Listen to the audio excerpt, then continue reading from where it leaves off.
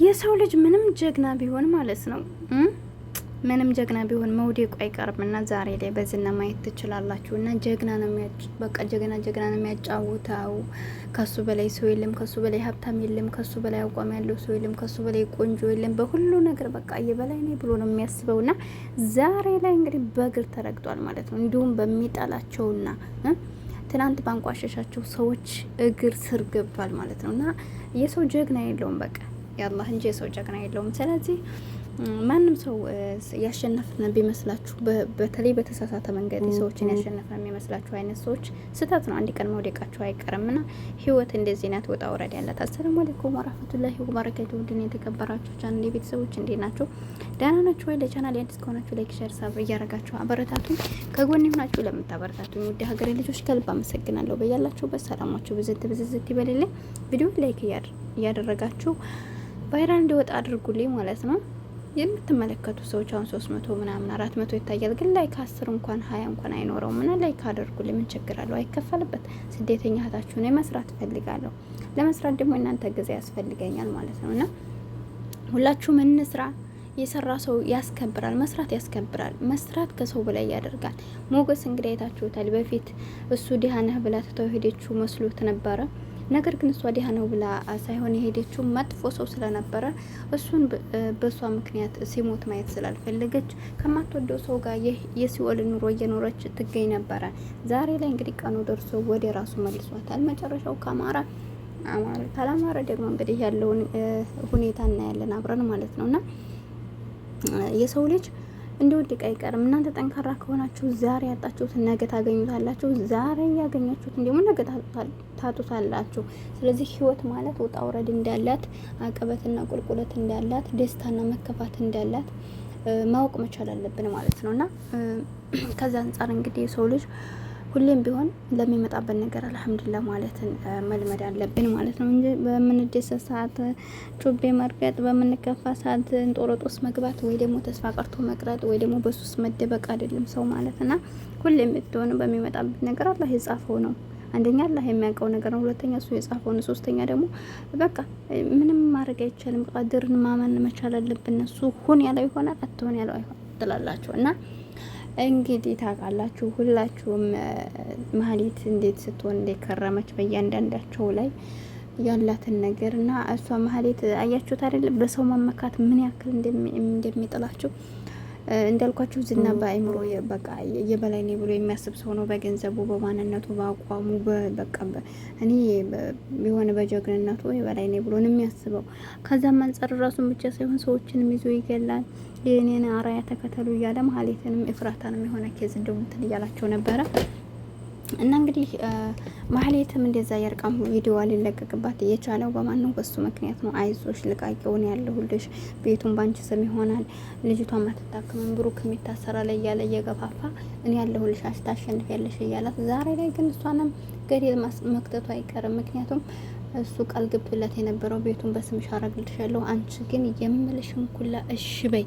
እሺ ከማለት ወደ ኋላ ላለው ብድ ችግር በራስሽ ላይ የሚመጣው ውሏት ነበረ። በዛውም ቃሏን እንትን ብላ እንግዲህ የብሩኬንን ቤት ራሱ ያሳየችው እሷ ነበረ። ነገር ግን ያው እነሱ ከዛ ቦታ ላይ ወጥተው ስለነበረ አላገኛቸውም። ነገር ግን ሰውየው ከባድም ስለሆነ አይታችኋል። አሁን ያሉበትን ቤት ደርሶበታል። እኔ ትንሽ አሁን ላይ ደግሞ ሞገስ ጋር እንዳይጋጩ ብዬ ፈራሁኝ። ብሩክና ሞገስ ማለት ነው። ለምን ብሩክ ይህን ሀሳብ የተቀበለው ሉላን ለማገት የተስማማው ማህሌት ክሱን ታነሳለች በሚለው ነገር ነው። ዝና ግን አሁን እያለ ያለው ሁሌም በጉልበት ስለሆነ የሚያስበው እነሱ እሺ ብላቸው ሂዳ አገትነ ብለው አስበው፣ ስለዚህ እኔ ደግሞ እነሱ የሚሉትን ከማህሌት ህጉ እንድታስነሳ አልፈልግም፣ ግን ካሉበት ከገቡበት ገብቼ ልጅቷን ወስደታለሁ የማለት እቅድ ስለሆነ እንግዲህ እንደተመለከታችሁ ዳጣና ሉላ ባሉበት ቦታ ውስጥ ዝና ደርሶባቸዋል። የመጨረሻውን ነገር እንግዲህ ፍልሚያውና ቃል ሞገስም ደግሞ ለሉላም ሆነ ለራሱ ቃል የገባላት ቢኖር ከአሁን በኋላ ሞትም ካለብኝ መሞት አለብኝ ከሷ ጋር በቃ ማውጣትም ካለብኝ ከሱ መቀማት ካለብኝ ካለ እስካሁን በኋላ የመጨረሻ ውሳኔ ነው። እስከ ዛሬ ለእኔ ብላ ከ10 ዓመት በላይ በዚህ እየተንገላታ ይኖራለች። ከአሁን በኋላ ግን እሷን የበላች ጅብ ይበላኛል እንጂ በፍጹም አልለይም በማለት እሱም እንግዲህ ቃል ተግባብቶ ተላቅሰው ነበር፣ አብረው አድረዋል። ዝና እንግዲህ መጥቶ የሚያደርገውን ነገር እናያለና ብቻ ከባድ ነው እና ከዛ አንጻር እንዳልኳችሁ እንዳይጣሉ ያልኳችሁም ብሩክ የተስማማውን ማህሌትን ክሱ እንዲታነሳለት ከዛ ቅድስትን ከእስር ቤት እንድትፈታ እሱ ደግሞ ከእስር ቤት መግባት የማይችል ከሆነ ቤቱን ሽጦ የታገደበትን ቤት እንትን ብሎ ሽጦ ልጁን ለማሳከም ስለሆነ ለዛ ነው የተስማማው። አሁን ላይ ግን ዝና በራሱ በጉልበት መጥቶ ሉላን እንዲወጣ ካደረጋት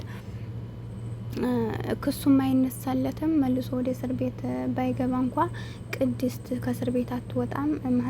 ቅድስትም ምሳሌም እንደተታከም ከሆነች ደግሞ ብሩክ ተመልሶ ድጋሜ ስብራት ውስጥ ይገባል። ከዛ ላይ ሞገስ እንደሞ አንተና እንዲያረከኝ እያለ ሱስ ውስጥ እንዳይደበቅ ፈርቻለሁኝ። ዙሮ እንግዲህ ያው የእውነተኛ አምላክ የትም ጥሎ ስለማይጥል ዙሮ አንድ መውጫ ስለማያጡ እንግዲህ ተስፋ እናደርጋለን። የሰው ልጅ እንዳልኳችሁ ዲል ሲገኝ ብቻ ሳይሆን ስንሸነፍም ትዕግስት መኖር አለበት። ባለፈው እንግዲህ ሉላን ሄደው በማምጣታቸው በጣም ደስታ ተሰምቷቸው ቅድስትንም እሱ በሚታሰርበት ቦታ ቅድስት ታስራ እሱ ከዛ ቦታ ስለ እንትን ማለቱ ብቻ ብዙ ነገሮችን ዲልም እያሸነፉ የመጡበት አጋጣሚ ስላላቸው ስለዚህ ዛሬ ላይ እንኳ ዝና በጉልበት መጥቶ ቢወስድባቸው እነሱም በርግጥ ልጁ በወንጀል ሀገኛቸው ደግሞ ዝም አይልም ወይ ደግሞ ዲያጣን ይመታና እርግጠኛ ነኝ ወይ እስር ቤት እንዲገባ የሆነ መፍትሄ ሳይፈጠር አይቀርም። ከዛ በኋላ ዝና ታሰረ ማለት እንደፈለጉ ማህሌትን እንትን ብለው እሱ ስለሆነ ያዘዛት ማህሌት ብቻዋን ከሆነ ደግሞ ምንም ነገር እንደማታረግ ስላለ ያንን ነገር ማህሌትን ደግሞ እንትን ትላለች። ከክሱንም ምንም ማድረጋችን ከሆነ በኋላ ዙሮ ቅድስት ስለታሰረኝ እንደምንም አድርገው ደግሞ እሷን አግተው እንትን ሊሏት ይችላሉ። ዙሮ ክሱን አስነስተው ምሳሌ የምትታከበት ጠሪቅ ይመቻቻል ብዬ ተስፋ አደርጋለሁ። ሁላችሁም እንግዲህ እንደነገርኳችሁ ምንም አይነት ነገር ሲመጣባችሁ ሁሌም ተስፋ እንዳትቆርጡ፣ ጠንካራ ሆኑ፣ ተጋፈጡ።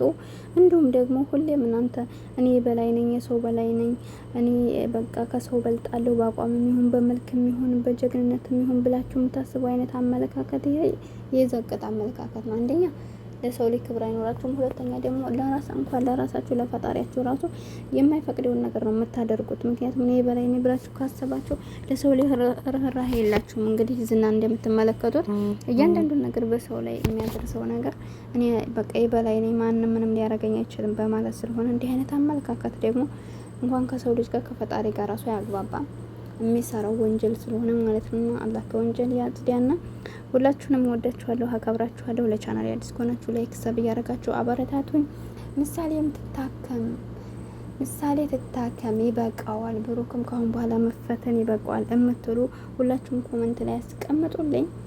ዳጣ አብራችሁ እንትን እያለች ነው እና ሳዘነችኝ።